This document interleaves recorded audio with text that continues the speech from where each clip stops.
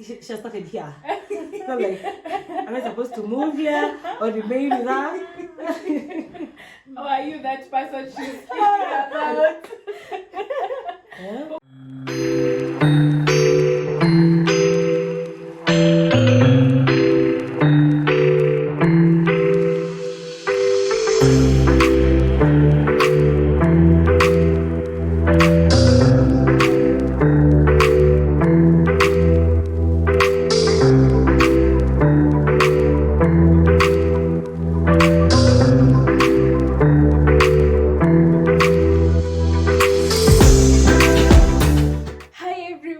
Welcome to yet an amazing episode of Corporate Talk 360. My name is Rachel Otin, and on this day I have brought you amazing people. So today I'm doing an episode with my friends, the ladies that have really thrived in the corporate space, very eloquent in speech, very learned.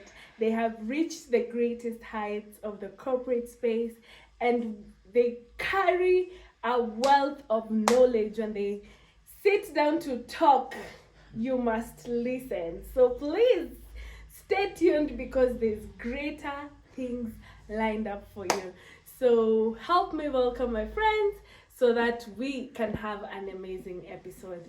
Come with me. Great, here are my friends. I'm so excited that they have been more than willing to share the myriad of information that they have for you today. And without further ado, let's have a brief introduction. And I know if you are coming in for the very first time, just know my name is Rachel Otin.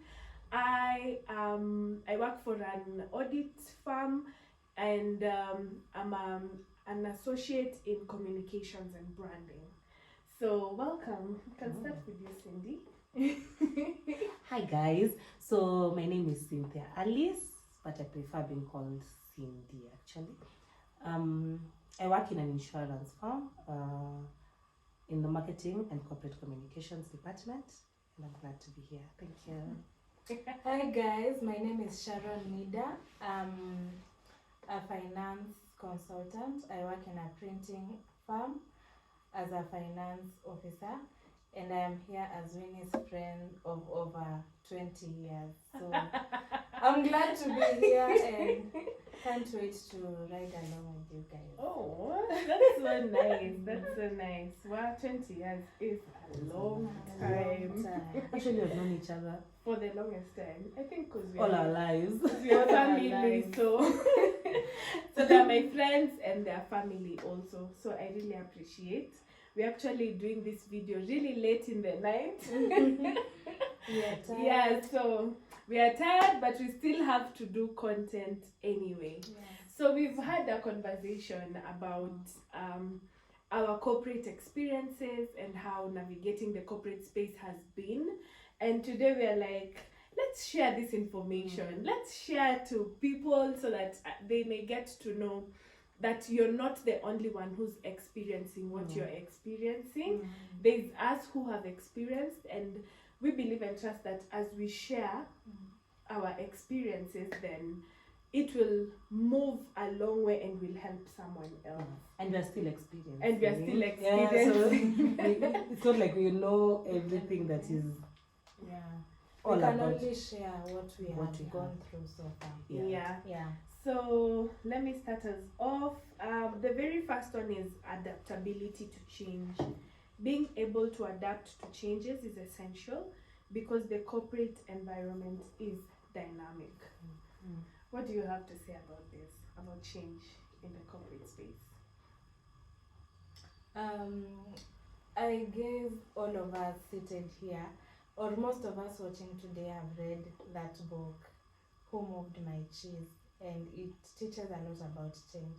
So, in life, people say that men don't like change, but I realize that all of us humans don't like change. In the corporate space, it's not a space you choose you want to be in, but in most cases it's a space you are in because you have to be there to put bread on the table. So so many times there are things that happen that you did not expect to happen, and if they happen to you, you just have to move on. Example, you go to work and you're given a JD of what you're supposed to be doing, and then all of a sudden this JD is not working for you. You're doing something totally different, and it's something you can't run away from. So that is something that is so common in the corporate space, and we need to learn to just adapt and move on. Yeah. Wow. That's so deep. It's so... She started here. So like, am I supposed to move here or remain with her? Or are you that person she's speaking about? Who finds it difficult to change? How has change been to you? I think it's a difficult phase when you feel like you have to change. You know, as humans, you realize when you get used to something, you want it to continue like that. Like you get comfortable there, and so when it changes, it interferes with our brains, and now we're like, okay, so what next? Because you realize we are from primary, you go to high school, life is not the same. You go to uni, it's not the same. And I think what keeps me going is that I keep telling myself that if I managed the next step, then I might not be ready, but I'm willing to go the next step. Like, new challenges have made me to be who I am. I might share this personally, that I've been in boarding school for 9 years. Yeah, like, as of now, today, I feel like I'm still traumatized. But I always tell myself that if I survived there, and I remember when I was going to uni, and I kept asking myself that I've been studying at a place for 9 years, like I got used to that, and so now I'm coming into a new place, and so how do you go about this? And you know, uni, there is no that following people around, and then now you're now in corporate, where now literally no one is following around. In fact, people are seated waiting to see what you do, what you can do. It's like proof of life. Yeah, like now it's like now that yeah, seated waiting for you to do what you do, and there is that fear of someone might be seated. But the truth is, someone might be seated waiting for you to feel, and someone might be seated waiting for you to win, because they see the potential in you. They're just waiting for you to show it so that you move forward. And so I'm one person, I don't like change, but I've come to accept that change is actually it's a must, inevitable, and for you to grow there must be change. Yeah, actually, when you are speaking, there's a thought that has come to my mind on conditioning.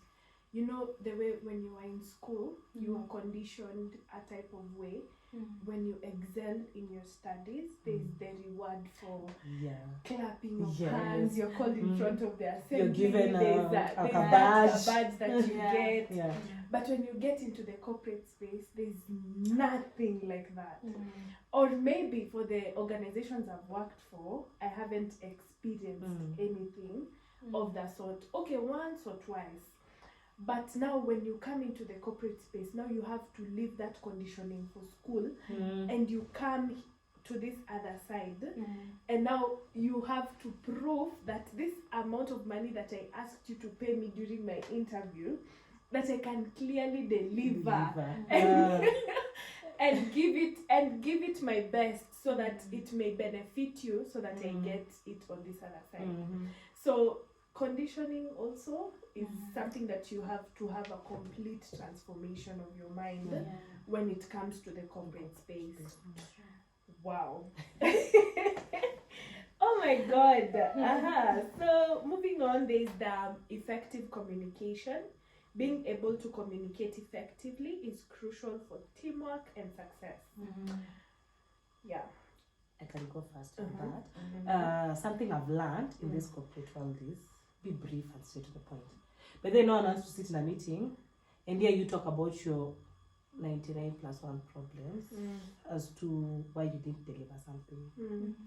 There's a Yeah. place I've worked, and my boss always told us, our team used to have this problem of when we are saying where we are, the status of where we are currently. We used to have this has not happened because this has not happened. And my boss would always say, don't come to me with problems. Yeah. So, okay, so you've told me 99 things about why this has not happened. Okay, so what's the solution? Yeah. Because no one wants to hear about, oh, my cat died. It had to be a cat. I'm a cat mom, by the way. Yeah, no one wants to hear all that. No one wants to hear all the blah blah blahs of what happened. Yeah. Just go straight to the point that this is not happening, but I've done this. But there, I've learned that people love people who have solutions. Yeah. Don't come with there's a problem. Okay. Once we wallow in our problems, Actually, What? you have been employed to be a problem solver. So the moment you're always having excuses, yes, then your boss will be now second guessing you all the time. Yeah. why you here? So there's this assignment and they're like, am I really going to give it to Rachel? Is she gonna do it? Because the other time she gave me an excuse. What will happen this other time? Yeah. And there's something interesting I hear in audit. I don't know if it's relevant here, but they call it KISS. Keep it simple, stupid. Just make it so simple in such a way that someone would look at it and is like, yeah. So when communicating, you don't have to go to Kathmandu, Nepal, and come back to Nairobi, and you're telling us how your car had CG what, and we are just asking for a very simple. Or even when it's just on a project like this and this is happening, people are, especially in meetings. By the way, in this world, I feel like even when you're in a meeting in a corporate space, everyone has their work to do. The fact that they're sitting in a meeting listening to you, I feel like it's like a sacrifice. And so when you're wasting my time, the next time I'll be like, why do I need to go to that meeting? Because this girl speaks a lot. Yeah. We might spend 45 minutes dealing with one issue that would have been written on email. So if you've not even done anything, just say it isn't done. I will work on it on this time frame. Instead of giving all the stories. For me, communication would be in the aspect of like communication is life. Like you can't do life without communication. If you can't express yourself, there is no way you are living. So for me, one of my biggest lessons in life has been communication. I remember taking that unit in uni, and it was so simple. I used to wonder, why do they insist so much? Communication 1, communication 2, communication 3. And now I learn even telephone etiquette and stuff like writing emails. Do you know how to write emails to your clients, to your boss? And so even just to your own colleague. To your own colleague. For me, currently, that has been my greatest lesson. Not just in corporate, but in life. But now talking about corporate, I have learned that people are so different. People are so different, and if you can't communicate to people who you are, they will not know how to handle you. And even if those people can't communicate to you, then you wouldn't know how to handle them. Because you will meet very difficult people at your place of work, and you have to talk to them for you guys to work. You will also meet people who don't care. But there are people who are just like, people just have really weird characters, but they deliver their jobs. So I have learned how to communicate. Talk to people, tell people what you think. If they have done a mistake, try correct them. Do not be too blunt with people, because people will hate you. Just try to talk to people well, and things will just be okay on your side. I feel like so many problems at our workplaces are rooted from lack of communication. So in the corporate space, learn to communicate and know that people are different. If you don't communicate to them your boundaries, your values, your character, they will not know how to handle you. Yeah. Yeah. I just wanted to add something when you were speaking, and I kept saying in my mind that one thing I've also learned is that as much as yes, we learn how to communicate, we should also learn how to extend grace. Because how you are taught to communicate is not how I have been taught to communicate, is not how you have been taught to communicate. So you might find someone else struggles with really saying what really is happening, and they might be poor at verbal communication, but tell them to write. Sis. Yeah. You get, and someone else might be so bad at sending emails. You know those people whom you're seated at your desk, someone comes to you and talks to you, and you're like, that would have been an email. You didn't have to come all this way. But I've learned over time to just extend grace, that maybe this person will have sent an email and will like, why is this guy shouting at me? And it's not really, it's just that they don't know. As much as we are told that we need to know how to write these things and do these things, but extending grace, that we have not been born in the same family. Even in your own families, you're not the same in communication, especially. And so just learning that we are all grown-ups, but we are different. It helps, even helps you with how you communicate with your colleague, because now you're able to know, okay, I tried this approach, didn't work, let me try this other one, until you get to learn how to live in harmony. Yeah. Are we ever gonna live in harmony? No! Are we ever gonna live in harmony? But at least there's that day. Because I really want to get to that day. So moving on, your network is your network. Developing a robust professional network can lead to opportunities and offer invaluable assistance. Wow, you people, I have built a network, but for the very first time in my life last year, I got a corporate regret when it got to not exploring my network. So I'll give you a short story. At my corporate, there's usually, when you bring in assignments, then you get part of the audit fee as a commission to you. Like it is an agreement with the organization.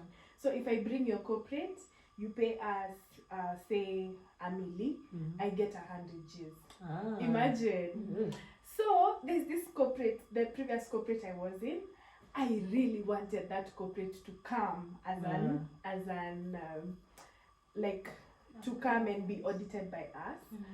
And I kept on toying around with that idea in my mind for the longest time. My contacts, the CEO, the director, the COO, the managers, like I used to interact with them like this. We built trust like nobody's beeswax. Imagine. And then, what did I do? I did not use that network. The next thing I hear is my former boss is in our boardroom. I didn't get that money.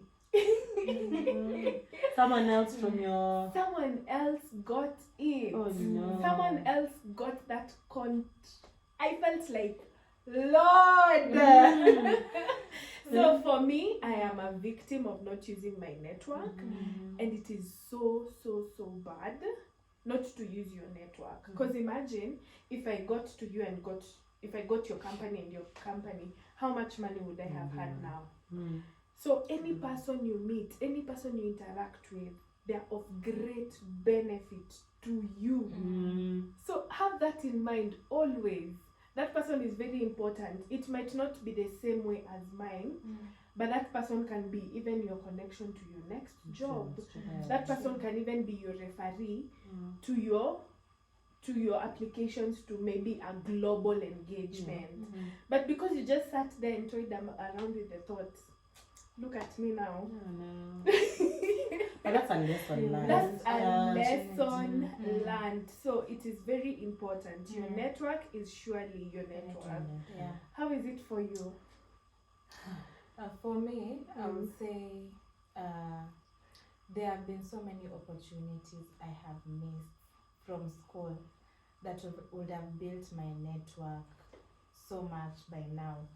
So, if you're given any opportunity to network, do not take it for granted, because I promise you, you will regret. You will regret it. You will always need these people in your life. And business is sales, business is marketing. Wherever you're working, what value can you bring to the business? And what other value, if not your contacts, if not your human currency?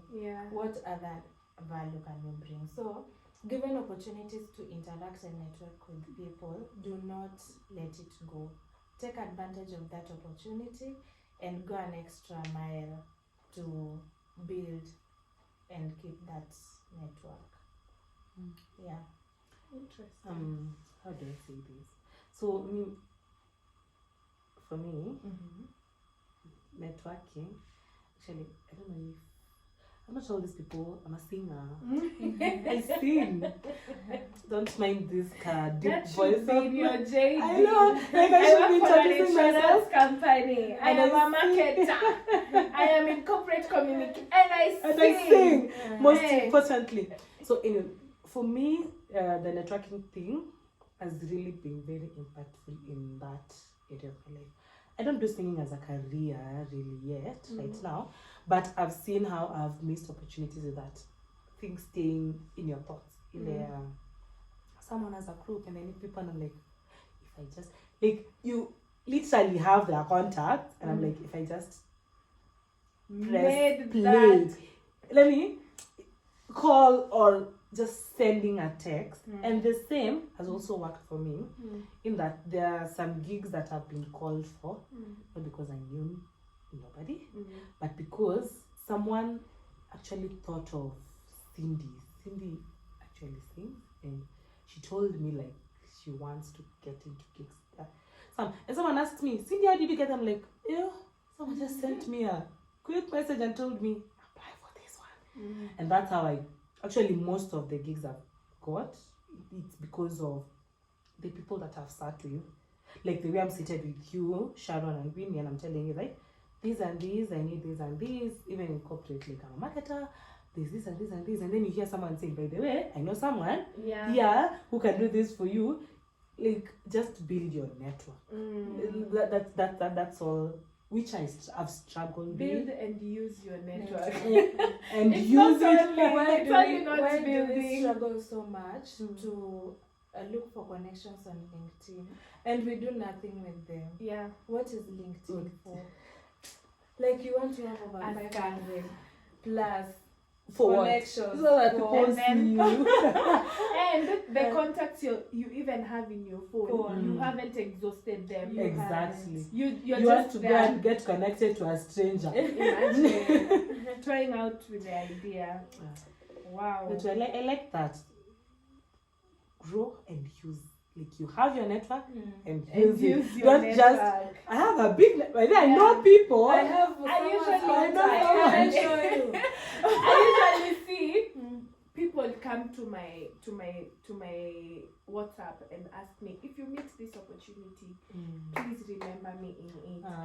For I've never had that courage to just reach out to someone. else first. But after some time you hear, but then Sharon got that job. Sharon got me that job, for example. And you're like, how? And she didn't tell me. It's cause you reached out. Yes. And you did not reach out. Mm. That's where the difference is. Your thoughts remain In your mind. instead of- And then now when that season comes, when someone is getting, we didn't know you were in need. Yeah. I feel like that is just me, another point that I had in mind earlier.